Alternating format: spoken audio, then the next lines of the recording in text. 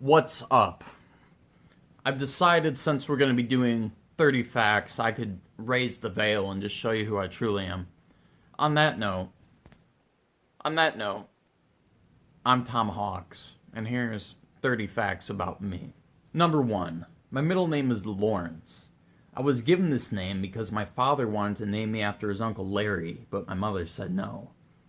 Lawrence, being my middle name, was the compromise my dad was forced to go with due to his failure to beat his wife. Although I've never seen my dad hit any woman, fact number 2 is that my mother always told me I'd end up being a woman beater just like my father. Number 3, hitting your mother to make her stop calling you a woman beater is counterproductive. Number 4, I once offered a drunk hippie at a party the opportunity to hit my mother sexually, as long as he bought me magic cards in return. 5, that same night, I was told by the local security guard at that party that I had let everyone down by not performing magic anymore. Which brings me to number 6. I performed magic starting at 8 years old and stopped when I was 12 years old. I stopped because my dad left and I had to take up my new role as Tommy Bitch Boy. 7, a few years back, I was diagnosed with ASD.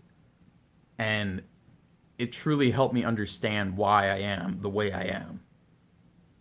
For those of you who don't know, ASD stands for Attention-Seeking Disorder. Basically, that means I crave attention like junkies crave crack. Number 8, my ASD eventually led to me creating a YouTube channel with the intention of making people laugh. Number 9, my first video was made on an iPhone 3GS in a jazz practice room. Fact 10, I blew the guy who recorded that video for a bag of grapes.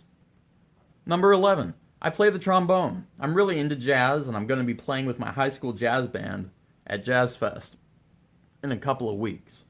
Fact number 12, I just completed my first year at Indiana State University. And the main thing I learned was that if someone offers you a rusty trombone, they give you a rusty trombone, say no. They're not just giving away their old junk.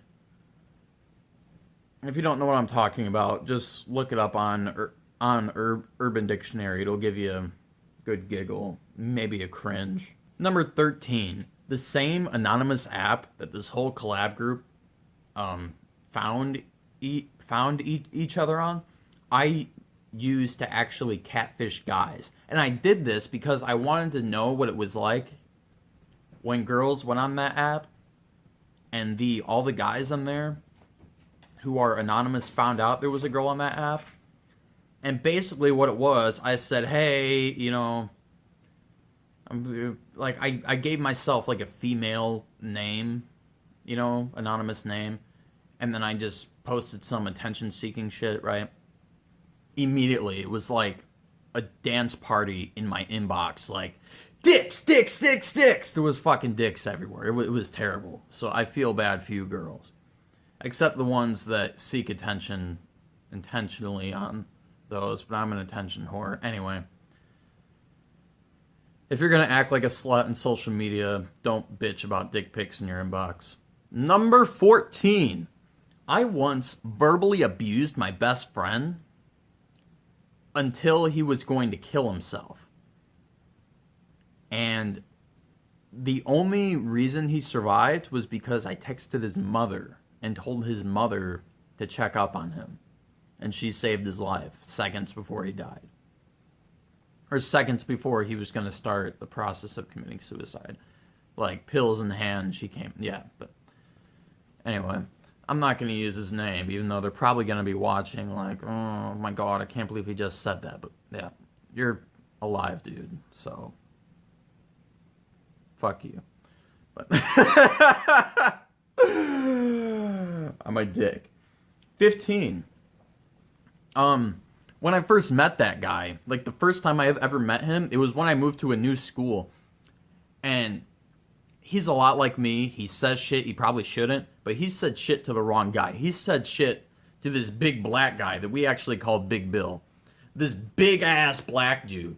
And this big-ass black dude took him, threw him into a bathroom stall, and was about to whip his ass, right? And this is the first like week that I like moved to the school, so like he barely knew me. Like this guy, he barely knew me, and he just screams my name, Tom, help, help! And I run into the bathroom and just unzip my pants and pull my dick halfway out, and it's like halfway out, like my dick is about to flop.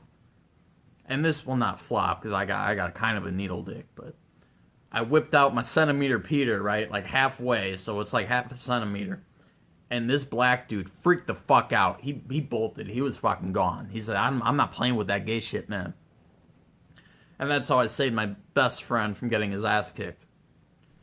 In the first week I met him by pulling out my dick. Number 16, I've gotten out of having my ass kicked more than once by just pulling down my pants. Like, that's the ultimate defense mechanism. Well, at least in high school. I think maybe on the street someone might still just kick my ass. I don't know. I haven't had to test that yet. I don't plan to. Number 17. I fucking love Mountain Dew. But when I first started drinking Mountain Dew, it was because I moved to a new school in 6th grade, and that's what everyone else drank. Like, everyone else is all Mountain Dew, Mountain Dew, Mountain Dew. And I said, well, shit, I'm trying to fit in, so I think I'm going to jump on the bandwagon and drink Mountain Dew also. And now I'm hooked on this shit. Like, what, 7 years later? Shit's so good. Number 18. In that new school, I decided to sing Living on a Prayer daily on the playground. I had an audience of maybe 5 or 6 each time I sang it, and holy hell, dude, I was so fucking happy. Having ASD is hard sometimes, but moments like that, oh my god, moments like that give me the greatest high in the whole world. Number 19. That show I put on daily was canceled after I got kicked in the nuts, and my mom flipped out in the school after I told her what happened. Like, she flipped the fuck out. Like, you guys should be watching those kids. You're not doing your job. So, my mom and the teachers, they didn't get along very well after that. But of course, that led to some more shit with me. Number 20, my math teacher actually told my mom at parent-teacher conferences that I didn't fit in anywhere at school. That it was a small school, and that all these kids, they grew up together, because I maybe had like 22 people in my class tops, and they grew up together. And I came in 6th grade, so they already established everything, and I'm like, they were all really close, and I was just kind of that weird, awkward kid, you know. So my teacher straight up told my mom, yeah, he doesn't fit in anywhere. And that pissed my mom off, because you know moms are really protective of their children. So that led to major conflicts, because, you know, then my mom would constantly be calling the school, bitching about the teachers, and the teachers would give me shit because my mom was always calling, and then the teachers would have to go to the principal because my mom's telling the principal that their teachers are shit, and it was a shit show. It made me go to school, feel like a fucking loner, and then have the teachers give me shit, and then go home and have my mom just be batshit crazy about all the teachers, and of course she started going crazy because my dad left, and there's all kinds of bullshit. Basically, it was a fucking shit show. And 21, I really wanted to fucking kill myself in 8th grade, just because of all the bullshit that was happening. I lost all fucking hope. Like, I was fucking done. And the only reason I didn't kill myself, which is not just this, like, there's many things that went on not listed in this video, so don't think I'm a bitch. Like, I am a bitch, but, like, not as much as I'm depicting in this video. Like, there were more family issues going on. So, I really wanted to kill myself.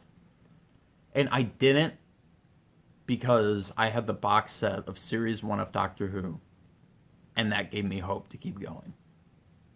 That box set saved my life. And because of that, Doctor Who will always have a special place in my heart. Number 22. I haven't seriously thought about killing myself since high school.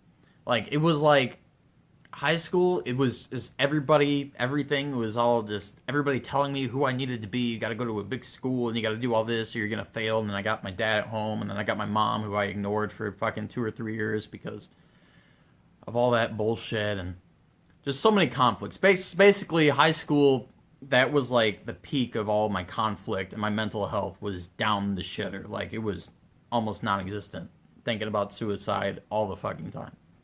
But then I went to college, and it's like, poof. Like, the whole world opened. Everything just seemed better to me.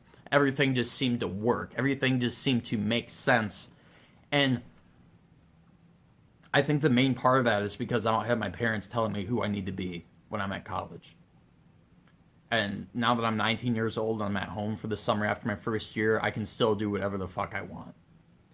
And I think that really helps a lot for the mental health to be able to do what you want and do what you want to do. Where are we? Oh yeah, number 23. I really want to be like Vincent Sear. Like, I'll link his channel below. Like, I seriously will. Like, look below. His channel is going to be linked. This guy is fucking awesome. Like, just the way he dresses, he's so fucking hot. Like, I want to be like him. I want to be like Vincent Sear. I want to move near him, right? And just get to know him and really learn like how he makes his videos, right? And get that experience, and then become just like him, and then imitate him so people can't tell who's who, and then eventually kill him and take his place and fuck his girlfriend. That would just be wonderful.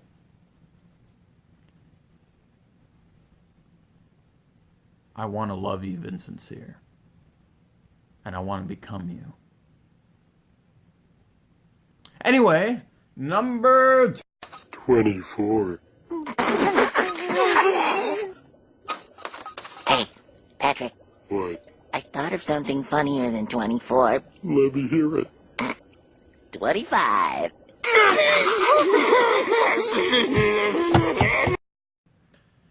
fact number 25. Good God. 25. So many fucking facts, but good golly, we're almost done. Good God. Speaking of God, fact 25 is that if God exists, I think he's a fucking asshole. And my reasoning is that someone once told me that everything is part of God's plan, including childhood cancer. If my God believes in fucking giving kids cancer in his plan, like if that's part of his plan, just to give kids cancer, that guy's an asshole. I'm not going to believe in that dude. Fuck him. 26! 26. Now, it really boggles my mind, fact number 26. And you'll find out in a minute. I've actually found the cure to solving world hunger. That's the fact. I've solved world hunger. You know, like I know how to solve world hunger. And I'm just shocked that no one else has figured this out yet. It's really simple. You just stop feeding the starving people. Just stop feeding them. Okay, hear me out. If you have all these kids in Africa and they're all starving, right? All these kids in Africa are just fucking starving to death. They're starving to death. No, they're not starving to death. You want to know why they're not starving to death? Because they're being fed. Because they're being fed, they feed them to keep them alive, and then they run out of food and they're still starving. If you let the starving children starve to death, and you actually let them starve to death and die, world hunger is solved. Let the starving people die, and there won't be any starving people. It's that simple. Why hasn't anyone done this? I'll tell you why. Because we live in a world of pussies, and no one's got the balls to let these kids die. Good Lord, I'm saying that from my middle-class home with my cis white male privilege. Am I a bigot? Maybe. Am I right? Yeah. Fact number 27. When I was 12, I was charged with domestic battery. And I was sentenced to, let's see, what the fuck was I sentenced to? Oh, community service and probation and, mandatory counseling. I had mandatory counseling, which is basically me sitting in a room trying to convince the person that I wasn't on drugs, because my mother would be like, oh, he's got all this crazy shit going on with his dad, blah, blah, blah. And I'd go in there and just be like, motherfucker, I'm a normal human being. My home life is just shit. Please help me. Anyway, fact number 28. I play hella League of Legends. Seriously. If you want to play League of Legends with me, now I'm quite shit, mind you, but if you want to play with me, add me at Tomahawk4298. I main jungle. I play hella jungle. I fucking love jungle. I'm shit, but I'm good sometimes, but for the most part, I'm pretty shit. But if you want to play with me, Tomahawk4298, we'll play. Just add me, hit me up, and we'll have a dandy old time. Number 29. I have 2 German Shepherds, Primo and Max. Now, Primo's pretty fat, and he's not going to be around much longer because we're cooking him on the 4th of July. Fact number 30. In the time it's taken you to watch this video, I've been stressing the fuck out about if anybody gives a fuck enough to make it this far. So there you have it. There's 30 facts about me. Hopefully you know more about me after you've watched the video than going into it. Once again, I'm Tom Hawks. Click here to subscribe and click here to watch the latest video coming from this, or the last video, yesterday's video. Yeah, yesterday's video, and subscribe over here. It'll be tight, like yesterday's. Subscribe. Do a little dance for you. Peace out, homie G. Stay fierce. Oh, that was so fucking cringy. I don't know. Gosh dang it, Tom.